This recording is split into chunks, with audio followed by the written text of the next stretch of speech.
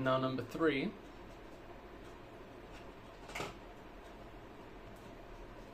is this and this. A pen and a piece of paper, or a collection of pieces of paper that you can then write on. What exactly do I mean? I mean journaling. I found that journaling is almost basically the only way that I can ever resolve any negative feelings I have, aside communicating with someone. But if you're on your own and you don't have anyone to communicate with, or you don't feel like you can communicate with some of the people you're around, I found that journaling is the only way that I can actually resolve any kind of anxieties or issues that I have within. If you're anything like me, I'm always thinking about something. There is always a line of thought in my mind from the moment I wake up to the moment I sleep. And if you're also like me, that means that you often think things and then you don't even realize that you've actually thought them.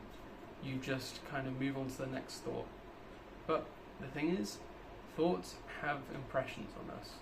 You know, if you think that there is a lion in like the bush outside your house, you're gonna tense up, you're gonna sweat, you're gonna be starting to like really, be kind of paranoid or something. If you think that the love of your life is gonna ask you out today, you're gonna be excited. If you don't think that's gonna happen, or if you have the thought that that won't happen, you're gonna start worrying. So our thoughts are very much directly linked to our feelings, and if you can't observe the thoughts you're having, you can't observe the things that are causing you to have the feelings you're having. So I've found that journaling is specifically a way that I can start noticing those thoughts that I've had and I'm having. And so the actual procedure of writing, it slows down your mind, because you're having to say out loud, or at least I do in my head, I say out loud what I'm going to write down. And when I write, I kind of do 3 things really. I kind of soft parent myself, I just kind of sit with myself, and I also kind of ask kind of almost like therapy questions really. Not in the order I just stated, but number 1, I think of when I'm writing as it's like I'm on a journey, and then my book is kind of like a companion I have. And this companion's mute and doesn't actually really communicate anything, but you can tell that they respect you, that they believe in your journey, and that they're listening, they're attentive, they're actually perceptive to what you're saying. And I find that this is also how I kind of use a journal. It's like the journal gives me an ability to, 1, express myself, and then when I can see it in writing, it's kind of externalized to me, and there it is, and then I can now play the role of the person who's listening to that external piece of writing, which also helps me get a third person's perspective on the matter. I might still be engaged in my emotions, I might still be saying, oh, this thing happened, and it made me feel really shit, and then I'll ask other questions like, oh, well, why is that, or something. And so I might still be feeling a bit of those emotions, but it does help externalize it for me to be able to then kind of approach it with less dampened feelings towards it, so I can be a bit more kind of maybe rational or helpful in that way. And I think just that idea that there is someone who is perceiving how you feel, who's recognizing how you feel, I think that's probably a very essential thing, even if it's just made up and it's just you are the one that's perceiving it. I think that there must be something that's just wired into us to be social and to have ourselves understood by other people. And I find the best way that I can do that for myself is through the writing. I also play the role of a suggestion person. So if you're imagine that you yourself, let's say you're on this you're in the medieval times and you're on this quest to I don't know, slay a dragon or whatever, and you've got your companion, and you're both in your like shining armor, and you're sitting over like, I don't know, you're sitting at the top of like maybe a mountain or something, and you're resting, and that's kind of like that's the image I put in my head when I think about like explaining all this. And then imagine that you're just explaining like exalting everything that you feel, and there's this person that isn't like, they're not saying anything, but you know that they're attentive, you know that they believe in what you're saying, and they also respect you, and they also think no matter what you express, you may even become like, well, maybe not even that. I was going to say that they believe that you're going to become something great, but it doesn't even have to be that. It's just that they're noticing, they're attentive to how you are, and so you feel valued, you feel heard, you feel understood. But then also imagine if every now and then, when it's appropriate, this person asks value-free, like a judgment-free, a question about, why do you feel that way, or like, what do you think causes you to think that way, and doesn't expect anything of you, doesn't think of like you need to answer in any specific way in order to get anything or anything. They're actually just genuinely interested in how you think about something. And that's that same kind of viewpoint that I also take towards my work. I often, one of the ways that I make the idea of journaling quite attractive to myself, so I'm thinking, oh yeah, like I actually have a desire to do this because it seems like it would be quite an attractive thing to do, is that I often think about, for instance, like Nietzsche, when he was on his walks, I think around the Alps, and he would go for these long walks and think hard about the world, as all philosophers do, of course, and he would, through his own self-reflection and introspection, he was able to come to some kind of understandings about who he was as a person that have been monumental for so many people. I mean, myself included.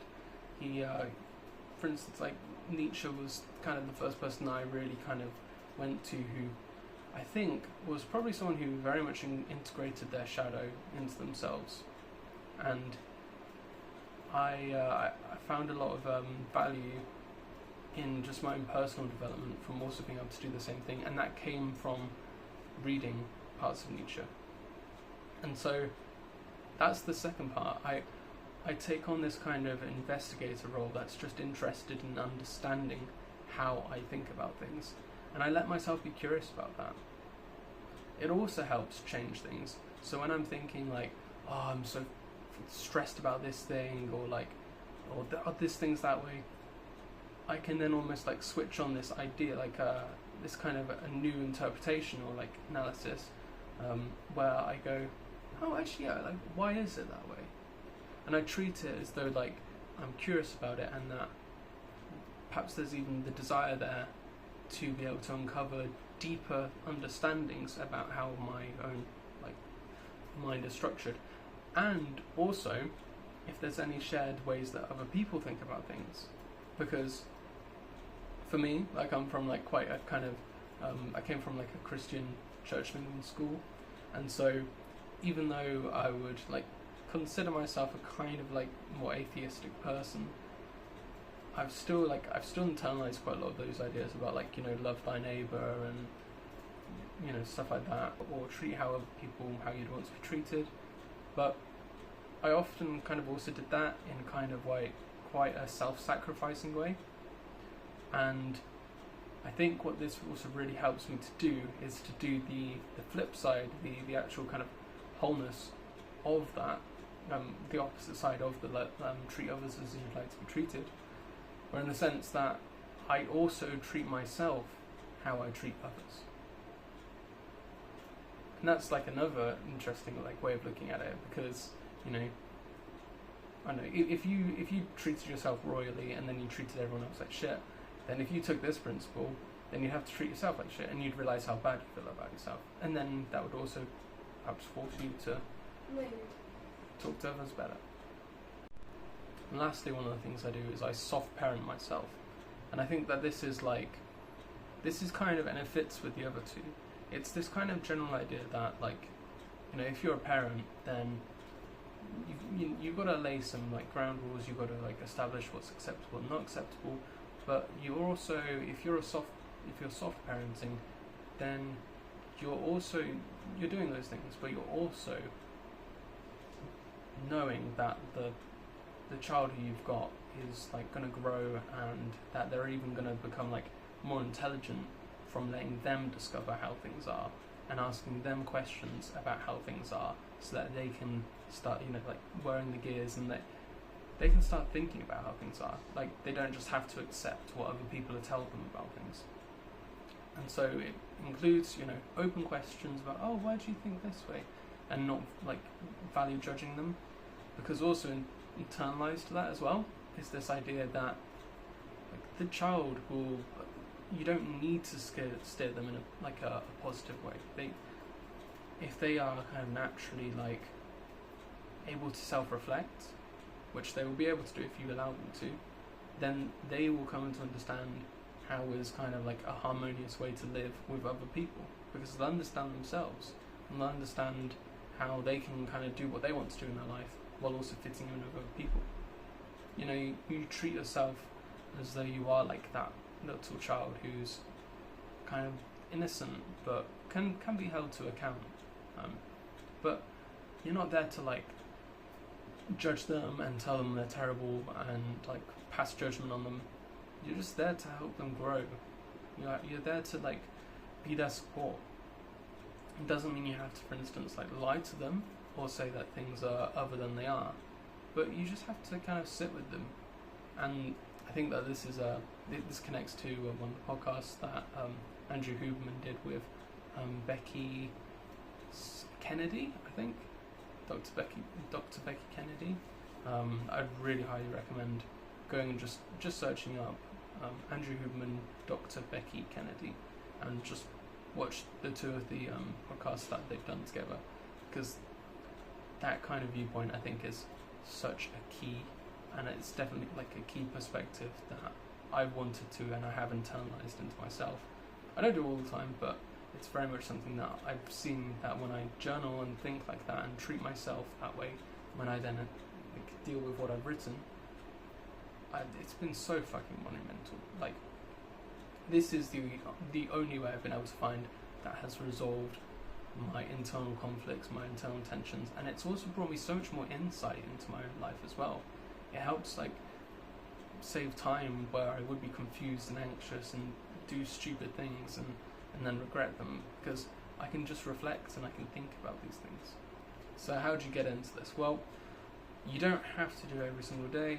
You can just do as little and as much as you want. Like I said though, if you want to, like I don't even write every single day either. But when I do, I find that it's fairly powerful. And I think when you get the ball rolling, you'll really see how it is. You'll probably have quite a lot of blockages. There'll be a lot of things that maybe you don't even want to admit to yourself. But just take that curiosity and think to yourself, if I reveal the truth in how I feel, my life will only get better. There might be conflicts, but ultimately I'll become to a more harmonious understanding about how things are structured. And if I can understand how things are structured, then I can understand how I can fit into it, or I can change it so that it, exists for how I can live with it. Yeah, I'd say that if you do need motivation, just think about those types of things. Think about, if I gain more insight into my life will get better. And just keep that as a burning passion in your head. So the trade-offs, trade-offs and prerequisites. You've got to have the ability to be able to write what you think and feel, and know that no one's going to read it, or that, just that no one's really going to read it. You've got to be able to trust the people around you to not read it, because people will judge what you have to say, and I think it's really important to be able to first not provide judgment to yourself, so that you can fully understand how you feel about something, because judgment can also stop you from really fully expressing how you feel about something. And if you can provide no judgment to yourself, then you can get a good understanding about who you are, and then from there you can then communicate how you feel and who you are in this sense with other people, and have a better relationship with them. And often journal entries they're all about it's like if you were mining in a mine. I've never done this and I don't know how it works, but I can imagine that, as you're mining, you find certain ore veins in certain areas, and then it's about you mine out little facts and ideas about yourself as you write. You go, oh yeah, actually I think about that thing. Oh yeah, I think about that thing. And then eventually, a year later, you then have a thought where you're like, hang on, that thing I thought the other, that thing I keep on going back to. Maybe it's like this. Maybe it connects in this way to this thing. And then you kind of found the ore vein or whatever, and you can really mine that for a lot of insight. And so writing is, again, going back to the sports and the analogies there. It's an iterative process. You're not going to be the most insightful person in the world on your first turn at this.